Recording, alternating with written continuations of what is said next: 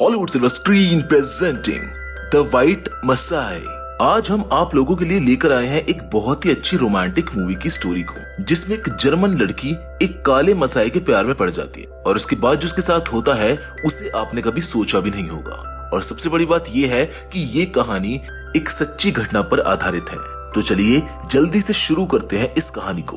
कहानी की शुरुआत केनिया से होती है, जहां पर स्टीवन अपनी गर्लफ्रेंड कैरोला के साथ छुट्टियां मनाने के लिए स्विट्जरलैंड से आया हुआ था। वो दोनों एक दूसरे से बहुत प्यार करते हैं, लेकिन तभी कैरोला की नजर एक खास तरह के दो इंसानों पर पड़ती है जो दिखने में बहुत ही फिट हैं और पूरी तरह से काले थे। वो स्टीवन से पूछती है कि वो किस तरह के इंसान है और उसने ऐसे कपड़े क्यों पहने हुए हैं, जिस पर वो बताता है कि ये मसाई ट्राइब के लोग हैं। लेकिन कैरोला की नजर एक मसाई के ऊपर से हटी नहीं रही थी, वो बस उसको ही देखे जा रही थी। इसके बाद वो दोनों केनिया के शहर मोम्बासा घूमने चले जाते हैं, लेकिन तभी कुछ चोर उन दोनों को लूटने के लिए उनका पीछा करने लगते हैं। स्टीवन और कैरोला उनसे बचकर भागने लगते हैं और तभी कैरोला उस मसाई से जाकर टकरा जाती है जिसको उसने अभी थोड़ी देर पहले ही देखा था। खैर वो चोर उन मसाई को देखते ही भाग जाते हैं क्योंकि वो लोग मसाई से बहुत डरते थे। जिसके बाद स्टीवन उन मसाई से पूछता है कि क्या तुम हमको फेरी तक पहुंचा दोगे, जिसके बाद वो मसाई उसको अपने साथ फेरी पर ले जाता है। कैरोला जिस मसाई की तरफ अट्रैक्ट हो रही थी उसका नाम लेमेलियन होता है। उन मसाई को देखकर स्टीवन भी बहुत खुश होता है, इसीलिए वो कैरोला को उनके साथ एक फोटो लेने के लिए कहता है। मसाई ने उन दोनों को चोर से बचाया था, इसीलिए कैरोला उसको डिनर पर इनवाइट करती है, लेकिन होटल के गार्ड्स मसाई को अंदर आने की परमिशन नहीं देते हैं। जिसके बाद लेमेलियन और उसका दोस्त इट्स ओके बोलकर वहाँ से जाने लगते हैं। तभी कैरोला वहाँ पर आकर उनको रोक लेती है और फिर वो उनको अपने साथ एक बार में लेकर आती है, जहाँ पर वो लोग ड्रिंक करते हैं। इसी बीच कैरोला लेमेलियन को डांस करने के लिए पूछ लेती है और फिर वो उसके साथ डांस भी करने लगती है। लेकिन डांस करते करते वो दोनों एक दूसरे के बहुत करीब आने लगते हैं, लेकिन तभी स्टीवन वहाँ पर आ जाता है और वो सब कुछ समझ जाता है, इसीलिए वो लेमेलियन को धक्का देने लगता है। जिसके बाद कैरोला लेमेलियन से माफी मांगती है और स्टीवन को पकड़कर वहाँ से ले जाती है। होटल आने के बाद कैरोला बस लेमेलियन के बारे में ही सोच रही थी और आज उनका केनिया में आखिरी दिन था, क्योंकि कल वो दोनों वापस स्विट्जरलैंड लौटने वाले थे। अगले दिन जब स्टीवन और कैरोला टिकट लेने के लिए एयरपोर्ट पर जाते हैं तो एकदम से कैरोला स्टीवन से कहती है कि मैं वापस नहीं जाऊंगी। स्टीवन उसको समझाने की कोशिश करता है, लेकिन वो फिर भी नहीं मानती। जिसके बाद वो कहता है कि मैंने तुम्हारी आंखों में देखा है, तुम बस उस मसाई के साथ सोना चाहती हो। इतना कहकर स्टीवन वहाँ से अकेले ही स्विट्जरलैंड के लिए निकल जाता है। इसके बाद कैरोला लेमेलियन से मिलने के लिए उसके दोस्त के पास जाती है। उसका दोस्त कैरोला को बताता है कि वो अपने घर चला गया है। कैरोला उसके घर का पता पूछती है, जिस पर वो बताता है कि उसका घर सेम्बरलैंड के एक गांव बार्सालोई के आगे है। और अब कैरोला वहां से एक बस में बैठकर सेम्बरलैंड के लिए निकल जाती है। सेम्बरलैंड पहुंचकर कैरोला एक जर्मन लड़की के घर जाती है जिसका नाम एलिजाबेथ होता है। एलिजाबेथ केनिया के एक लोकल निवासी से प्यार करने के बाद यहीं पर सेटल हो गई थी। अब वो दोनों यहाँ पर फॉरेनर थे, इसलिए रात होने की वजह से कैरोला वहीं रुकने का फैसला करती है। फिर रात को जब कैरोला सो रही होती है तभी उसको लेमेलियन की आवाज सुनाई देती है। वो घर के बाहर जाकर देखती है तो वो लेमेलियन ही था। जिसके बाद वो लेमेलियन के साथ वहाँ से चली जाती है। लेमेलियन उसको अपने साथ अपने दोस्तों के कमरे में लेकर जाता है और अपने दोस्तों को कमरे से बाहर जाने को कहता है। इसके बाद वो कैरोला के साथ इंटीमेट होता है। अगली सुबह लेमेलियन और कैरोला बहुत खुश थे। तभी लेमेलियन कैरोला को अपने साथ चलने को कहता है। जिसके बाद वो एलिजाबेथ के घर से अपना सामान लेकर लेमेलियन के साथ उसके घर के लिए निकल जाती है। लेमेलियन का कबीला सेम्बरलैंड से बहुत दूर था, जहाँ तक पैदल आने जाने के लिए उन्हें जंगल और पहाड़ पार करने पड़ते थे। लेमेलियन के कबीले में पहुंचने के बाद वहाँ के लोग कैरोला को ऐसे देखते हैं जैसे वो कोई एलियन हो।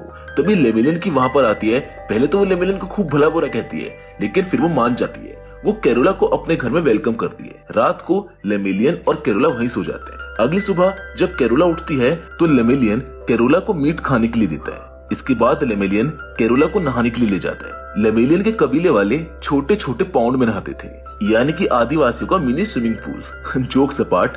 खैर इसीलिए कैरोला को भी वैसे ही एक पाउंड में नहाना पड़ता है। इस गांव में एक चर्च भी था जहाँ पर ब्रिटिश फादर रहते थे। कैरोला उनसे मिलने के लिए जाती है तो वो उससे कहते हैं कि तुम यहाँ पर क्यों आई हो, ये जगह तुम्हारे रहने लायक नहीं है। तभी एक बच्चा कैरोला को बुलाने के लिए आता है। वो उसके साथ चली जाती है, जहाँ पर एक ऑफिसर उससे मिलने आए थे।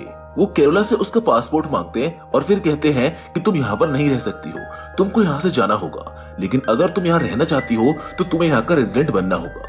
जिसके बाद कैरोला और लेमेलियन कैरोला की रेजिडेंसी के लिए शहर जाते हैं, लेकिन लेमेलियन के कपड़ों की वजह से उसे प्रोविंशियल हेडक्वार्टर्स के गार्ड अंदर नहीं जाने देते। इसीलिए कैरोला उससे कहती है कि कोई बात नहीं, हम कल फिर से आएंगे। जिसके बाद वो बाजार जाकर लेमेलियन के लिए कपड़े खरीदती है। फिर वो दोनों काम होने तक वहीं एक लॉज में रुकने का फैसला करते हैं, जहाँ पर वो दोनों फिर से एक दूसरे के करीब आते हैं और एक दूसरे से प्यार करते हैं। लेकिन अगले दिन कैरोला की तबीयत बहुत ज्यादा खराब हो जाती है। उसको मलेरिया हो गया था, उसको बहुत ठंड भी लग रही थी।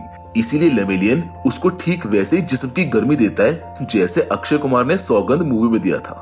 खैर लेमेलियन का ये तरीका काम आता है। अगले दिन कैरोला ठीक हो जाती है, इसलिए वो दोनों फिर से प्रोविंशियल हेडक्वार्टर्स जाते हैं, जहाँ पर वो कैरोला को केनिया की रेजिडेंसी दे देते हैं। लेकिन गांव लौटने से पहले कैरोला अपनी मॉम को कॉल करती है और कहती है कि आप मुझको पैसे और भेज दो, मैं भी यहाँ पर कुछ और दिन रुकने वाली हूँ। जिसके बाद उसकी माँ उसको पैसे भेज देती है और कैरोला उन पैसों से जाकर एक पुरानी कार खरीद लेती है। लेमेलियन भी कार देखकर बहुत खुश होता है। वहाँ से लौटते वक्त कैरोला गांव के बहुत सारे लोगों को अपनी कार में लिफ्ट देती है। वो लोग आगे बढ़ रहे थे, लेकिन तभी रास्ते में लेमेलियन कैरोला से कार चलाने की जिद करने लगता है। जिसके बाद कैरोला लेमेलियन को कार चलाने दे देती है, लेकिन लेमेलियन को कार चलाने नहीं आती थी।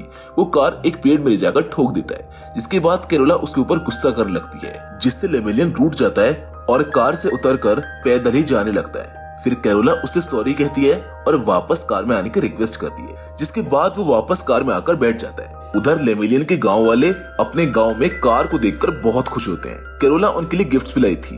तभी लेमेलियन की माँ कैरोला के ब्रेस्ट को टच करती है। वो कहती है कि तुम तो माँ बनने वाली हो। जिसके बाद वो लेमेलियन को कैरोला से जल्दी शादी करने को कहती है और फिर उन दोनों की शादी की सारी रस्में शुरू कर दी जाती हैं। उन दोनों की शादी में पूरे गांव के साथ साथ फादर भी शामिल होते हैं। फिर वो लोग खूब जश्न मनाते हैं। अगले दिन जब कैरोला की नींद खुलती है तो पूरा गांव खाली था। आसपास ढूंढने पर उसे एक जगह बहुत भीड़ दिखाई दे रही थी। वो जब वहाँ पर जाती है तो देखती है कि मसाई कबीले के लोग अपने कबीले की एक 15 साल की लड़की का सरकमसिजन कर रहे हैं। ये देखकर कैरोला लेमेलियन के पास जाती है और उसे उस लड़की की मदद करने को कहती है।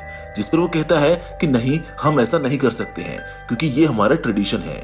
इसके बाद कैरोला एलिजाबेथ से मिलने के लिए सिम्बलैंड जाती है। वो उससे कहती है कि मैं बार्सिलोई में एक शॉप खोलना चाहती हूँ क्योंकि बार्सिलोई और लेमेलियन के कबीले के लोगों को हर छोटी बड़ी चीज के लिए सिम्बलैंड आना पड़ता है। जिसके बाद वो उसे एक शॉप रेंट पर दिलवा देती है। लेकिन लेमेलियन को कैरोला का ये आइडिया बिल्कुल भी पसंद नहीं आता है। वो कहता है कि हमको पैसों की कोई जरूरत नहीं है। जिस पर वो कहती है कि ये सब सिर्फ पैसों के लिए नहीं है।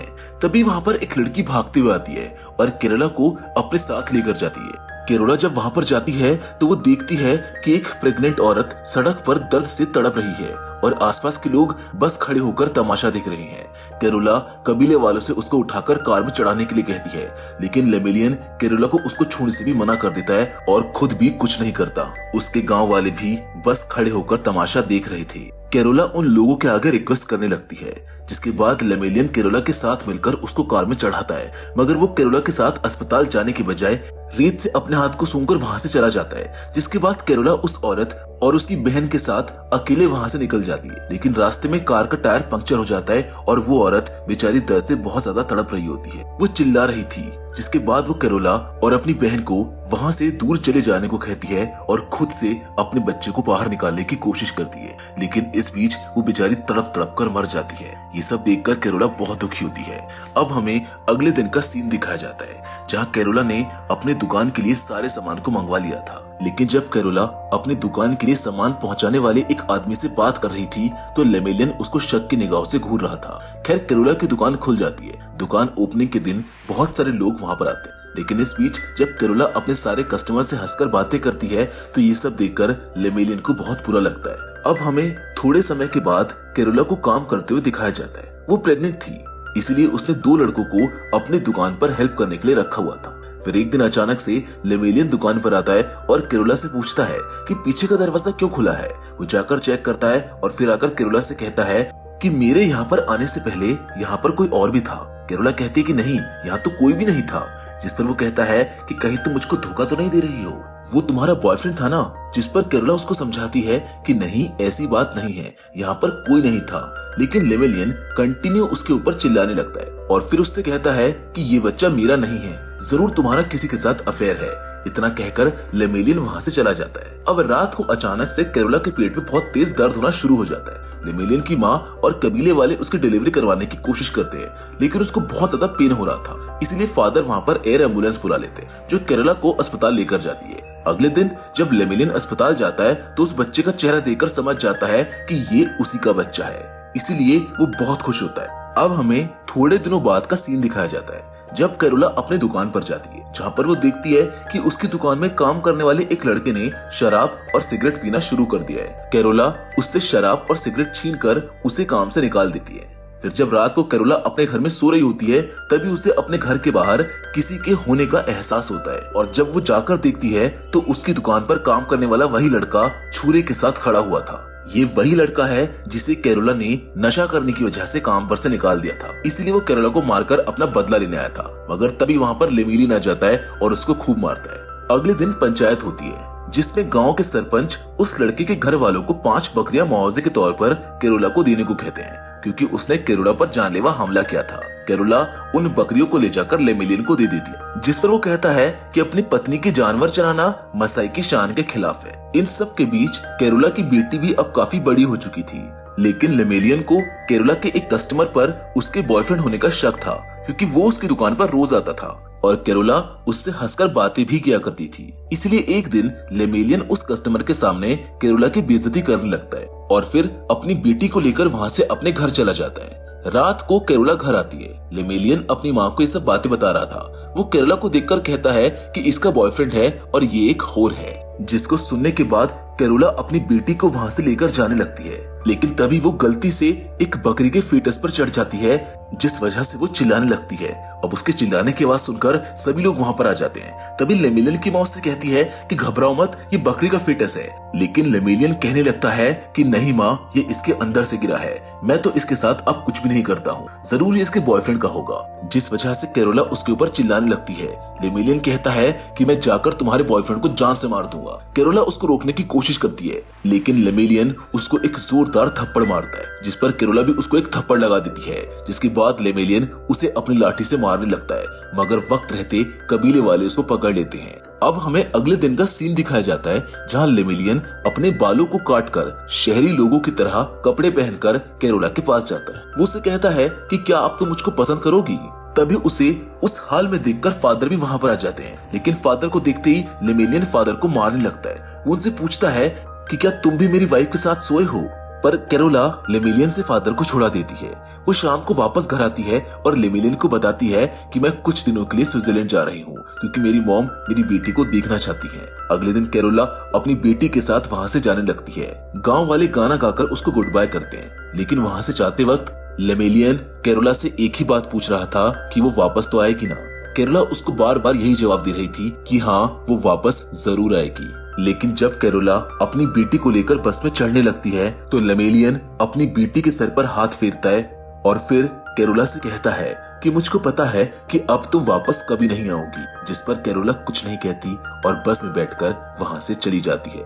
वहाँ से जाते वक्त कैरोला बहुत रोती है। कैरोला अब वापस कभी लौटने नहीं वाली थी और इसी दुखद एंडिंग के साथ ये कहानी यहीं पर खत्म हो जाती है। दोस्तों, इस कहानी से हमने क्या सीखा, हमें आप कमेंट करके जरूर बताइएगा। बाकी फिलहाल आज के इस वीडियो में बस इतना ही, लेकिन अब फिर से जरूर मिलेंगे और वो भी एक और नई इंटरेस्टिंग कहानी के साथ। पर तब तक के लिए धन्यवाद।